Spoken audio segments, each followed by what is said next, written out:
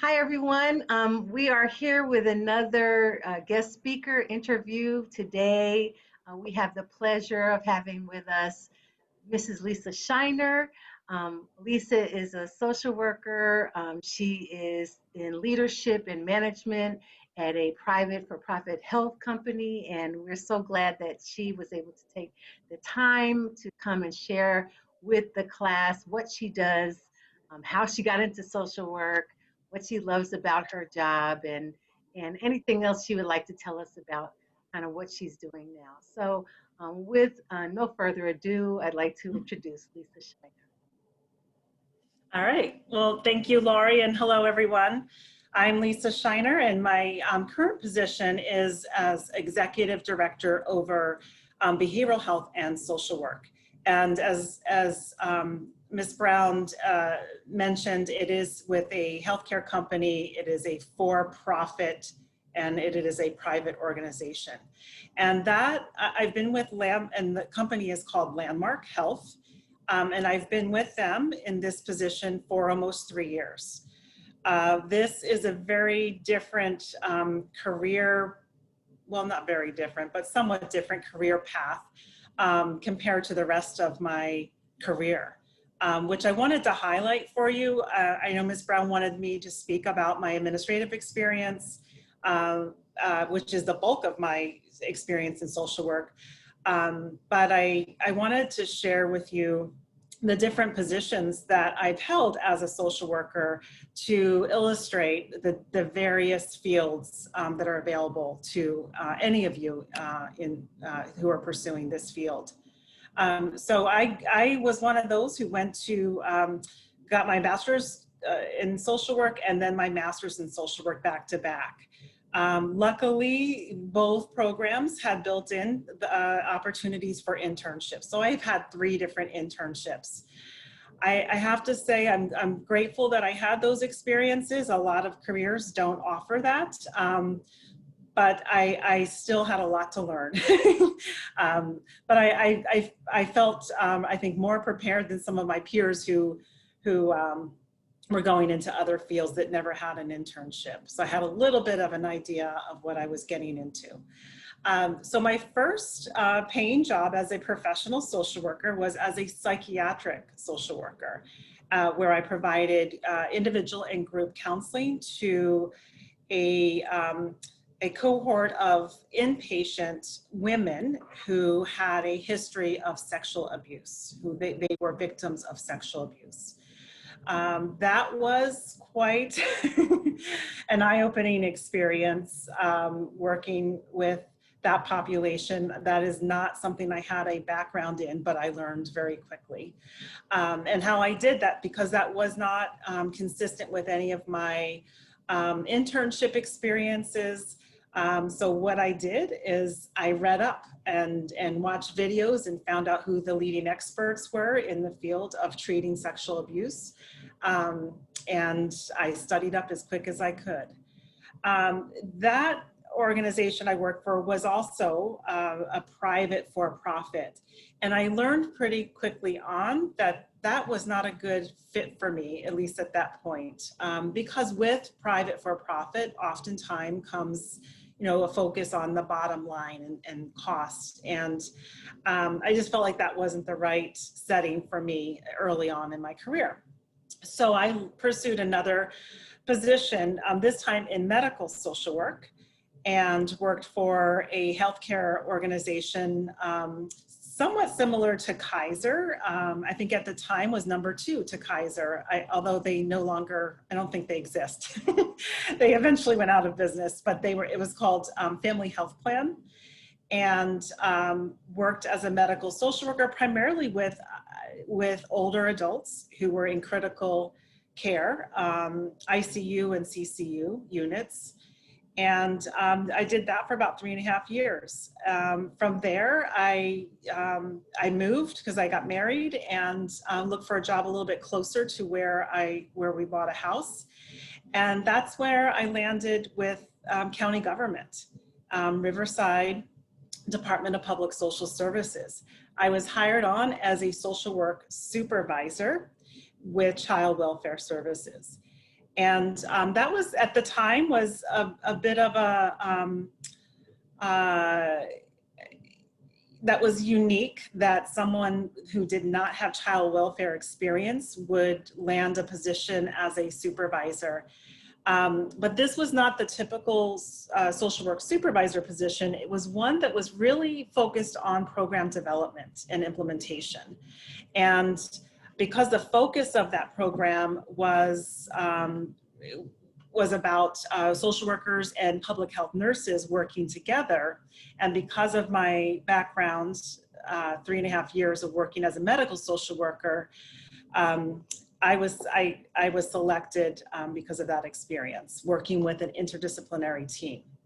And it was really through the county that was my first job working in an administrative position, not what we refer to as a line position. And I got wonderful experience doing that. I worked in that position for about 3 years. As I said, started off with implementing a program where the public health nurses and social workers went out to clients' homes together, collaborated, shared information. And then that worked so well that we expanded that to include doing something similar with behavioral health, where we have behavioral health clinicians and social workers working together. So then came an opportunity within the county for a promotion to work in training. And I was never comfortable with public speaking. I think I still am not, but that was something that I thought would really challenge me. And the focus of that training that I would initially was going to be around adoption. But then quickly, because there was an opening, I shifted into a position where I was focused more on leadership development training. So I did that for a few years, and then competed for an opportunity to promote to a regional manager. And I did that for a few years, where I was responsible for essentially the administrative branch of child welfare. So that included policy, development of policy and procedures, development and implementation of new programs, staffing, etc. So then furthered my experience in administration. And then I took life happened and needed to take a step back. At this point, I was with the county in the various positions I just described for almost 10 years. But at that point, I needed to step back and wanted to spend a little bit more time with my kids, who were still young at that point, and took a position with Cal State San Bernardino. Initially overseeing their training department, where it was a training organization that focused on training new child welfare workers, social workers. And after doing that for a year, an opportunity to teach full-time in Cal State's new bachelor's in social work program, Title IV-E BASW program. That became an opportunity for me. I jumped on that, and I taught for 2 years, 5 different courses, almost a one-woman show or one teacher show, but there were a few adjuncts that assisted with teaching. And after doing that for a total of 3 years, there was the training and then there was the teaching full-time, I went back to the county, Department of Public Social Services, as a deputy director back in child welfare, and did that for about 1.5 years. And then an opportunity to lead a division in adult services came about, and I was very interested. And actually, I didn't mention this, but in my master's program, I always knew that I was interested in administration, but I had a particular sensitivity to aging, and thought at some point that's where I would gravitate. And lo and behold, there was the opportunity to lead the Adult Services Division with Department of Public Social Services.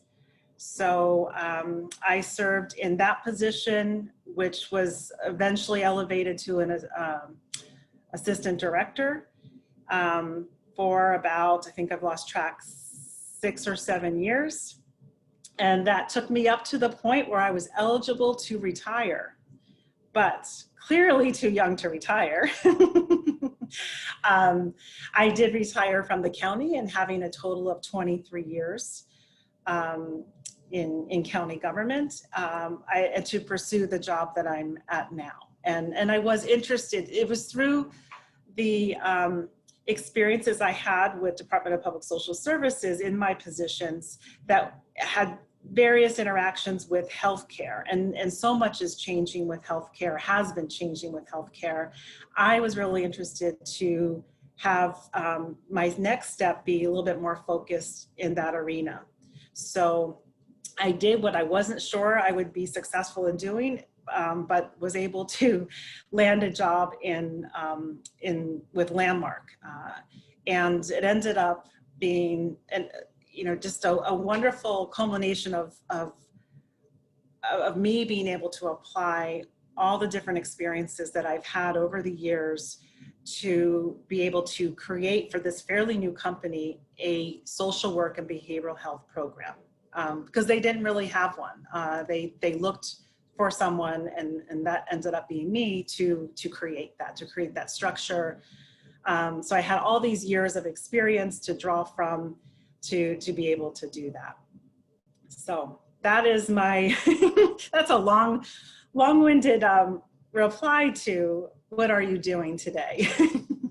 What do you love most about, as you look at your career in social work and the various things that you've had an opportunity to do at the various levels? What do you love about social work? What drew me to social work, and really at a very young age, before I even knew what social work was or what a social worker was social justice. That is something that, and I didn't even know what social justice was as a kid, of course, but I really believed and valued in standing up for what's right and what is fair. And as a young kid, I noticed some of the inequities that in our society, and I didn't think that was right, and I wanted to be part of doing something about that. And so that's what I love about social work. One of the things that I discovered that I didn't like was clinical work. There's a lot of you that might think, I want to get my LCSW. I want to get my master's and then my LCSW. And I think that's a good thing to do. That's a good path. That was the path that I thought I wanted. And then after having an internship, thank goodness, where I was doing all clinical work, and then as I mentioned, my first position was clinically focused, realized that isn't for me. I'm really interested in affecting change on a macro level, on a larger scale. So that's what I love. I love looking at systems and improving how systems work. Great, Lisa. I think that's why we're friends, because that's what we love. Second, another question is, so what have been some of the struggles for you with your experiences as a social worker? What have been some of the struggles that you faced as a social worker in this position that you hold now, or in other positions that you've held? I'm sure there's been struggles along the way that I can think of, but what comes to mind is the struggle that I have right now. I work for a medical group. And that is new for me, given that most of my career, I was working in a social service setting where I like to say the social workers were the headliners. And in this organization, we are ancillary to the medical providers, and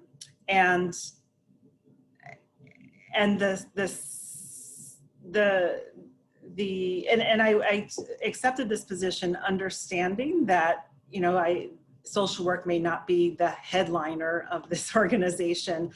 I was clear about that. But what has been challenging is in competing for this limited internal resources to build the program that's of quality. That's been a challenge, because there are always in any setting going to be limited resources. And that's something that was new to me. If I could identify, okay, here's my plan, this is what I need, and go to wherever you go within an organization to access those resources, and then be told, no, this is not, you'll have to wait your turn. And then to go back and you'll have to wait your turn. You still have to wait your turn. That's been frustrating to me. And I didn't realize how different of an experience this was going to be from what I had experienced before as an executive. Great. Thank you for sharing that. I think that is a struggle for social workers who find themselves as kind of the secondary practice, where social work is not primary in that practice. Great. So and here's, go ahead. Oh, as I said, here's the thing about that, and that I think because I've worked in the land of the haves, I know what it's like. So I don't give up, and that's what I would encourage. So I want the message to be, you know, don't go to an organization where social work is secondary. I think it's helpful to have worked places where it was primary, and so you have a sense of what social work can really do and what impact and value they bring. And then you just have to be tenacious and just keep at it, and letting others in the organization keep educating them about what impact social work can have. So just, I didn't want to other note. So great to bring up that point in terms of advocacy, because at whatever level you're in as a social worker, you will have to advocate, whether you are advocating for your one client, whether you're advocating for your unit or the people that you're over, or whether you're advocating for a community or an organization. You're going to have to be an advocate. So thanks for adding that. It wasn't even one of my questions. So final question. What advice would you give those students thinking about a career as a professional social worker? This is an intro to social work class. Many students here never heard about what social workers do, and hopefully this is nearing the end of the course, so now they are clear at some of the things that social workers do. But what advice would you give those who are thinking about social work as a profession? During your education, assuming you pursue social work, make the most out of your internship, and do, you know, certainly do something that sounds interesting to you, but you'll have a couple opportunities for internships. So try different settings to get a feel for the different opportunities and what is a good fit for you. I also recommend, and maybe this is already required part of your coursework, but I recommend having a micro and a macro level internship experience. And if it isn't, that you can always volunteer to get one or the other, so that you're getting exposed to that. Through your career, I think it's rare these days that you'll stay in a position with the same organization for your whole career. However, I do recommend staying for 2 to 3 years in a position. So your first year, you're just learning what the position's about, and by the end of the year, being confident in that role. So give yourself 2 to 3 years to really grow and experience that. But then look at what else is out there, whether it's climbing up the ladder or looking at just lateral opportunities or in a different organization. Social work, another thing I love about social work, it is we're all over, and we can work in so many diverse organizations, settings. So take advantage of that and make a difference. Great, great. Well, thank you so much, Lisa. We appreciate you taking the time out to share your experiences, your expertise, and certainly value the fact that you're still moving, you're still going, and that you appreciate about social work that it gives you that opportunity to continue to grow and continue to move. I especially like that you talked about taking those chances and taking those opportunities and not being afraid and not getting stuck, but really seeing all that is available for you and what will work for you. And that changes over our lifetime. So thank you so much again. I appreciate your time. Appreciate your sharing with us. Thank you for having me. Great.